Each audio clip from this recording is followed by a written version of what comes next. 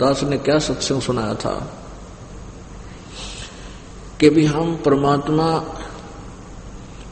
परमात्मा से जो लाभ हमें मिलना होता है वो हम परमात्मा से ना लेकर के, क्योंकि परमात्मा से हमें लाभ इसलिए नहीं मिल पाता कि हमें परमात्मा की, परमेश्वर की वे ऑफ वर्शिप,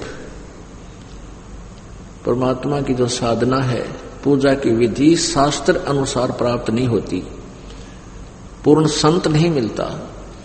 और जब तक पूर्ण संत नहीं मिलेगा हमारे पाप कर्म के दंड मिट नहीं सकते, वो भोगने ही पड़ते हैं।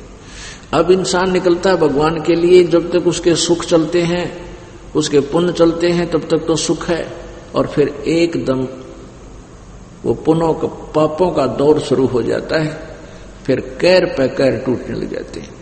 एक भक्त बता रहा था कि एक इसमें अस्तल बोहर है, एक बहुत बड़ा इंस्टीट्यूट है, वहां एक लेक्चरर था, साइंस, इसका मतलब डॉक्टर था, और वो परमात्मा को नहीं मानता था, क्योंकि साइंस सबसे बड़ी शत्रु है इस जीव की, कि भगवान से दूर करने की चेष्टा कर रही है।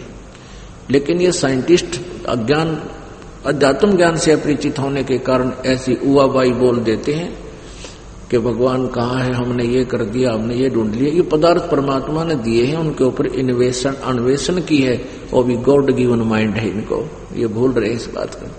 इसी प्रकार वो इतना सोच रहा था कि कोई पूजा नहीं, कोई पाठ नहीं, कुछ नहीं करता था, खूब पढ़ा, बच्चे ठीक, सारा मौज घर में। एक गांव है, उसमें मकान अस्तलवर के साथ ही गांव है, उसके वहां का रहने वाला था, रोहतक में। फिर उसके साथ बड़ी दुर्गति, वो पाप शुरू हो गए।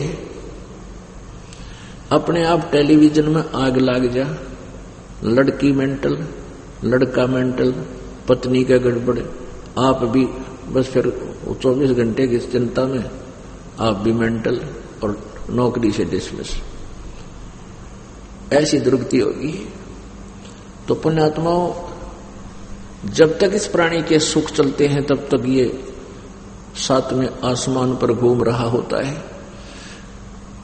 और उस समय इसको कोई कहे कि भाई भक्ति कर लो, परमात्मा का नाम लेना चाहिए, कति सुनने को तैयार नहीं।